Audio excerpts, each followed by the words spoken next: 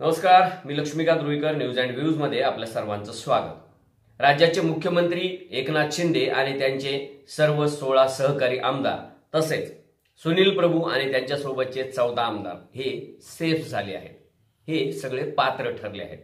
राज्याच्या विधानसभेचे अध्यक्ष राहुल नार्वेकर यांच्या निकालामुळे आता चित्र स्पष्ट झाले आणि हे सरकार पुढील विधानसभा निवडणुकीपर्यंत बिनधास्तपणे काम करू शकतं याचा संदेश आता क्लिअर झालेला आहे। या निकालानंतर अनेक चर्चा सुरू आहेत, अनेक वादविवाद सुरू आहेत, अनेक आरोप प्रत्यारोप होत आहेत। हा निकाल योग्य आहे का? हा निकाल राजकीय सूडबुद्धीने दिला गेला आहे का? राहुल नार्वेकर यांनी भाजपच्या प्रेशरखाली, केंद्राच्या प्रेशरखाली हा निकाल दिला वगैरे वगैरे गोष्टी चर्चेला जात आहेत। सगळ्यात महत्त्वाची गोष्ट मात्र उभाटा सेनेचे लोक सोयीस्करपणे दुर्लक्षित करतात। शरद पवार देखील त्या गोष्टीवर बोलायला तयार नाहीत। कुठल्याही राजकीय पक्षाची, संघटनेची जर का नोंदणी करायची असेल तर ती राज्य निवडणूक आयोग किंवा केंद्रीय निवडणूक आयोगाकडे करावी लागते। त्यानंतर त्या पक्षाला जर का निवडणुका लढवायच्या असतील मग त्या पंचायत पासून ते लोकसभेपर्यंतच्या कोणत्याही निवडणुका तो पक्ष लढू शकतो। त्यांना त्यावेळी त्यांनी मागितलेल्या चिन्हांपैकी एक चिन्ह दिलं जातं। ते चिन्ह मिळाल्यानंतर त्यांनी प्रचार करायचा। त्यानंतर त्यांचा उमेदवार जर का विजयी झाला तर त्यांच्या उमेदवाराला मिळालेली मतं आणि त्यानुसार तो पक्ष प्रादेशिक आहे की राष्ट्रीय दर्जा द्यायचा हे निवडणूक आयोग ठरवतो। आता ही साधी सोपी सरळ जी काही प्रक्रिया आहे, आम्ही ही का सांगतोय? तुम्ही म्हणाल की अहो ही आम्हाला काय माहित नाही का?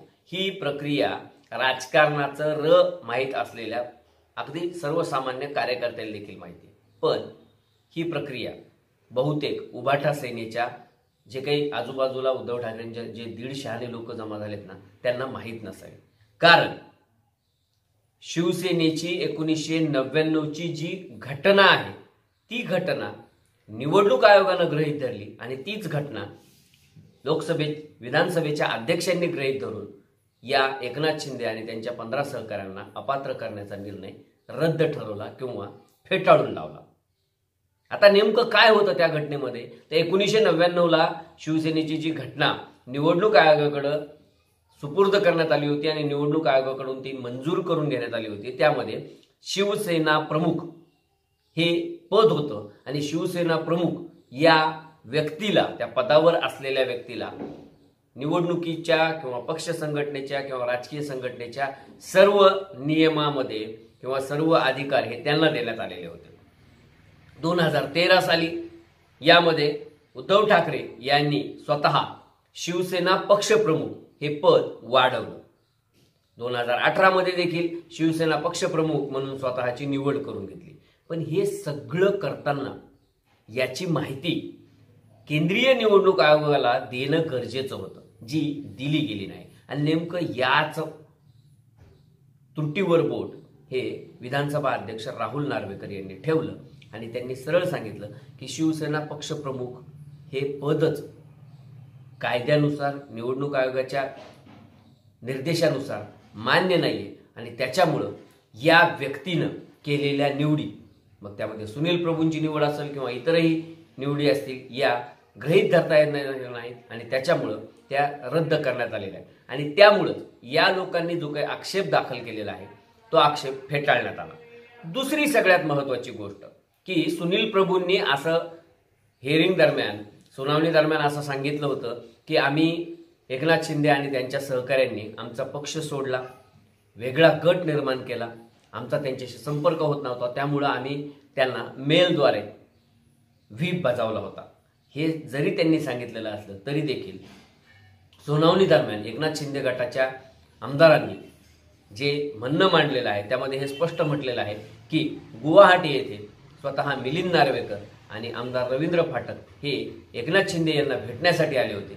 याचाच अर्थ एकनाथ शिंदे आणि त्यांची भेट झाली होती तोपर्यंत त्यांच्यावर कुठलीही व्हीप बजावण्यात आलेला नव्हता, तोपर्यंत शिवसेनेमध्ये फूट आहे असं देखील मान्य करण्यात आलेलं नव्हतं।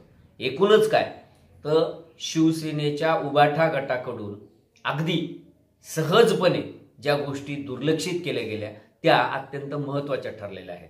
म्हणजे सर्वोच्च न्यायालयाने सुद्धा आपल्या निकालामध्ये एक निरीक्षण नोंदवलं होतं की मुख्यमंत्री म्हणून उद्धव ठाकरे यांनी जर का राजीनामा दिला नसता तर निश्चितपणे आम्हाला त्यामध्ये त्यांच्या बाजूनं किंवा त्यांची कायदेशीर बाजू समजून घेता आली असती, पण त्यांनी राजीनामा देऊन सगळ्यात मोठी अडचण केलेली आहे. हे सर्वोच्च न्यायालयाने निरीक्षण नोंदवलं होतं. आणि आता तुम्ही घटनेमध्ये तुमच्या पातळीवर बदल केले, पण ते बदल किंवा त्या बदलाला मान्यता घेणं निवडणूक आयोगाकडून हे गरजेचं होतं. आणि नेमकं तिथंच उबाटा गटाचे लोक हे चुकले आणि या चुकीला अध्यक्षांनी माफ केलेलं नाही.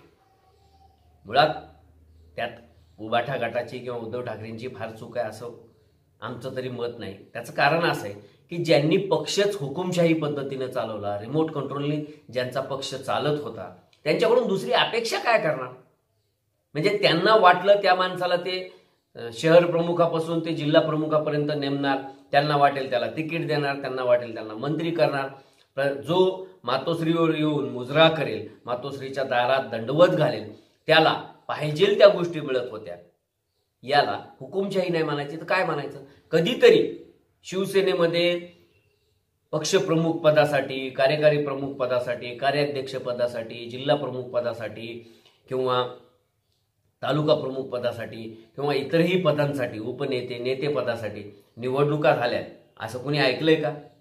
मग या हुकुमशाही पद्धतीने चालणाऱ्या पक्षात लोकशाही असणारच कशी?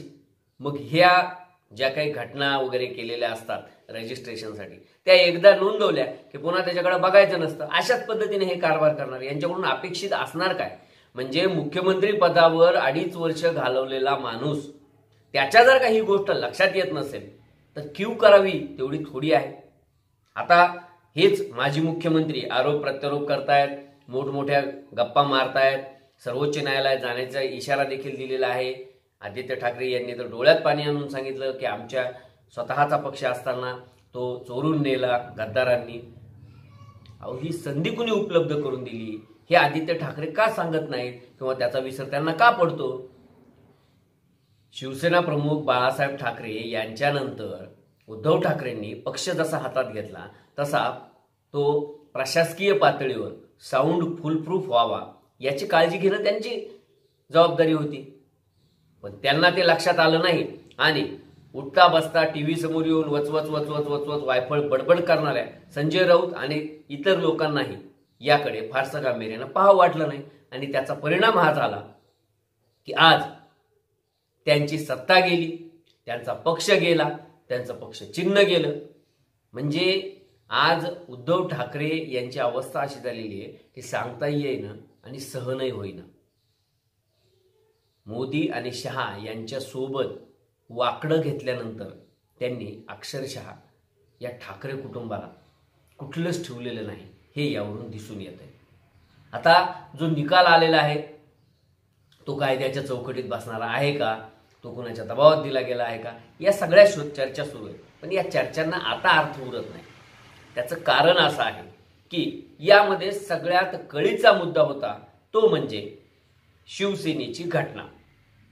शिवसेनेची निवडणूक आयोगाकडे नोंद असलेली घटना ही ग्राह्य धरून त्यानुसार निकाल देण्यात आला आणि तिथंच उबाटा गटाचा गेम झाला किंवा उबाटा गटाच्या डोक्यात धोंडा पडला किंवा त्यांच्या स्वप्नावर पाणी फेरलं गेलं.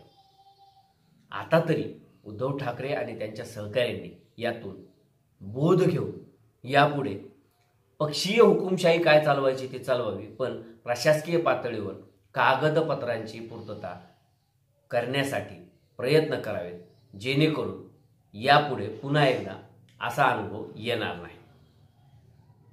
धन्यवाद.